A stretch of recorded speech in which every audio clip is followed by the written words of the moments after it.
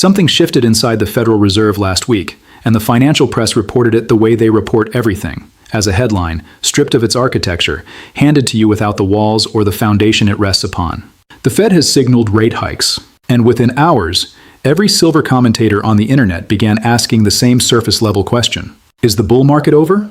Is silver finished? Should you be selling? I want you to stop, because that question, asked in that way, reveals a fundamental misunderstanding of what this silver market actually is, where it came from, and what is actually driving it. And if you answer a wrong question, you will make a wrong decision with real money at a genuinely consequential moment. My name is OG Peter. This is SilverDispatch. And what I'm about to walk you through is not a prediction, not a trade recommendation, and not a reassurance designed to make you feel comfortable. It is a structural forensic examination of what the Fed's rate hike threat actually means when placed inside the physical reality of the silver market that exists right now in 2026. Not the market the Fed is modeling, not the market the paper futures represent, the market that actually exists. Let us begin with the rate hike narrative itself, because it is built on a historical assumption that deserves serious scrutiny before you allow it to govern your thinking. The conventional wisdom holds that rising interest rates are bearish for silver. The logic is straightforward on the surface. Higher rates strengthen the dollar. A stronger dollar makes dollar-denominated commodities more expensive for foreign buyers, reducing demand. Higher rates also increase the opportunity cost of holding a non-yielding asset like silver. Therefore, rate hikes kill silver rallies. That argument worked reliably in certain historical contexts. But here's the problem. That argument was developed in a world where silver was primarily a financial asset, a speculative vehicle that responded to monetary conditions the way any paper instrument would respond. That is not the world you are living in today. Today, silver is something the historical rate hike model was never designed to price. It is simultaneously a monetary metal, an industrial input with no adequate substitute across critical green energy and defense applications, and an emerging strategic resource that sovereign governments are actively hoarding rather than freely trading. When you apply a financial asset model to something that has permanently migrated into the category of strategic physical commodity, you get the wrong answer. Every single time. The Fed can raise rates. It cannot conjure silver out of the ground. It cannot rebuild refining infrastructure that has gone dark. It cannot reverse 5 consecutive years of global supply deficits. It cannot reopen Chinese export flows or compel Mexico to lift its raw silver restrictions. Rate policy and physical commodity reality operate on different timescales, through different mechanisms, and with different pressure points. Conflating them is the analytical error that is going to cost a significant number of investors very dearly in the months ahead. Stay with me, because the structural picture I'm about to lay out changes everything about how you read this moment.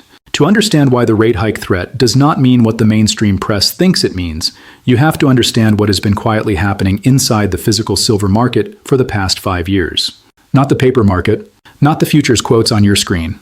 The actual physical pipeline that moves metal from the ground into the hands of the people who need it to manufacture the things the modern world cannot function without. The global silver supply chain is a sequential pipeline, not a parallel redundant network. Raw ore and recycled scrap enter at one end. Exchange-grade deliverable metal exits at the other. Between those 2 points, approximately 40 major refining facilities worldwide process roughly 1.3 billion ounces annually. That number sounds like abundance until you understand that the world has consumed more silver than it has produced for 5 consecutive years. The cumulative physical deficit from 2021 through 2025 now exceeds 800 million ounces. The Silver Institute projects 2026 will deliver the 6th consecutive deficit year, adding more than 46 million ounces to that shortfall. 5 years of drawing down the vault. 5 years of the world spending its silver savings account, while the financial press was busy writing rate hike narratives and dollar index analyses. Now layer onto that deficit picture what happened to the refining infrastructure between December 2025 and January 2026. Johnson Matthey's Salt Lake City operation, Metalor in Switzerland, and Heraeus in Germany suspended or severely restricted silver refining within a 21-day window. Together, those 3 facilities represented approximately 68 million ounces of annual processing capacity. Asahi Refining and Umicore followed within weeks. Contract terminations, rationing systems, and formal advisories that they were not accepting new silver intake until further notice. When you remove a node from a sequential pipeline, you do not lose that node's percentage of output. You lose the ability to flow it all through the sections that node was servicing. The downstream does not slow. It runs dry. And here's the critical timing question the rate hike narrative completely ignores. The Fed is threatening to raise rates into a silver market whose physical delivery infrastructure is already operating under serious structural stress. Rate hikes do not repair refining capacity. They do not rebuild the financing model for regional processors that collapsed when major refiners slashed their margin advance rates from 100% to 30% overnight in October 2025. They do not restore the 78% decline in COMEX registered inventory that has taken place since 2020. They do not address a coverage ratio that now sits at 13.4%, a level exchange analysts flag as genuine stress territory. The Fed is pulling a monetary lever. The silver market's problem is not monetary. It is physical, geographic, and structural. And monetary levers applied to physical structural problems produce surprises, not solutions. If this kind of deep structural analysis is what you come to SilverDispatch for, hit that subscribe button right now, because what I'm about to show you in the next 2 sections is where this story moves from explanation into present tense consequence that is unfolding as you watch this. There are 3 structural forces currently operating in the silver market simultaneously, and not one of them has a Fed rate decision anywhere in its critical path. Understanding these forces is the difference between reading this moment correctly and making a decision you will spend the next 2 years wishing you could reverse. The first force is industrial demand that cannot be rationed away regardless of what interest rates do. Solar manufacturers consumed more than 25% of global annual silver supply in 2024. Solar installation capacity grew 64% in the first half of 2025 compared to the same period the prior year. Electric vehicle demand for silver jumped an estimated 20% in 2025, with global EV sales running 21% above prior year levels through October. These are not speculative positions. These are manufacturing commitments embedded in supply contracts, government infrastructure programs, and capital expenditure schedules that have already been signed, funded, and deployed. A solar panel manufacturer does not stop needing silver because Jerome Powell sounds hawkish in a press conference. The silver intensity per panel and per electric vehicle does not change based on the federal funds rate. The demand is structural. Rate hikes do not reach it. The second force is geographic concentration that has converted what should have been a temporary supply disruption into a sustained constraint. China controls between 55 and 70% of global silver refining capacity. When Western processors suspended operations, the natural assumption was that Chinese facilities would absorb displaced volume. That assumption ended on January 1, 2026, when China implemented silver export licensing requirements, formally reclassifying silver as a strategic resource. China is not the overflow valve anymore. It has sealed itself. Mexico, which supplies more than 20% of global mine production, has moved toward its own raw silver export limitations. The geographic architecture that global silver supply depends upon is simultaneously restricting outflow at multiple critical nodes. Rate hikes in Washington do not reopen Chinese export licenses. They do not reverse Mexican policy decisions. The geographic constraint exists independently of and completely outside monetary policy. The third force is the COMEX inventory and lease rate signal, which is the market's own internal mechanism telling you precisely what it thinks about forward silver availability. Registered COMEX inventory has fallen from 346 million ounces in 2020 to approximately 76 million ounces in early 2026.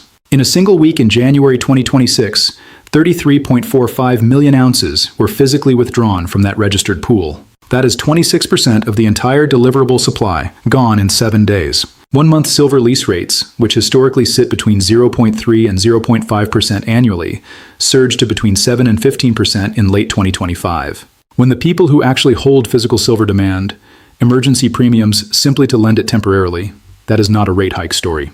That is a physical scarcity story told in the clearest possible market language. 3 forces, none of them monetary, all of them structural, all of them operating right now, regardless of what the Fed says next. The mainstream resolution narrative goes like this: silver ran hot. The Fed sounds hawkish. Rate hikes historically pressure silver. The bull market corrects, supply normalizes, and the whole episode becomes a footnote in a quarterly commodities review. I want to examine that narrative on its own terms, because it fails on every specific ground it would need to hold in order to be correct. First, the supply normalization story assumes refining capacity returns on a predictable schedule. It does not. Building silver refining infrastructure is not a 6-month project. The gap in domestic United States processing capacity is widening in real time, not closing. New capacity announcements reference indeterminate completion timelines. The pipeline that was damaged is not being repaired at the speed the disruption is demanding. Second, the resolution narrative assumes someone has the authority and the tools to force a resolution. Nobody does. The Federal Reserve manages monetary conditions, not commodity supply chains. The CFTC regulates derivatives, not physical metal flows. The Department of Energy cares about green energy supply chains, but has no jurisdiction over futures market structure. Every relevant institution has partial authority. No institution has comprehensive reach. That governance gap does not close in a quarter. Third, the substitution narrative, the idea that manufacturers simply replace silver with cheaper alternatives, is real, but operates on timescales that the current disruption is moving faster than.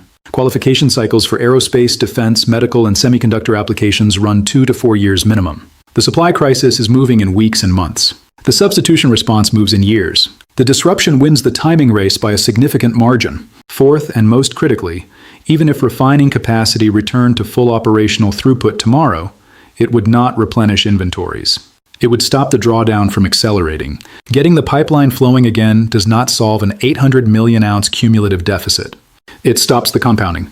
That is an entirely different thing from resolution, and conflating the two is the analytical error at the core of every bullish to bearish reversal argument you are going to hear in the coming weeks. Here's the question OG Peter wants you to sit with seriously. When the Fed raises rates, what exactly changes about the physical silver shortage?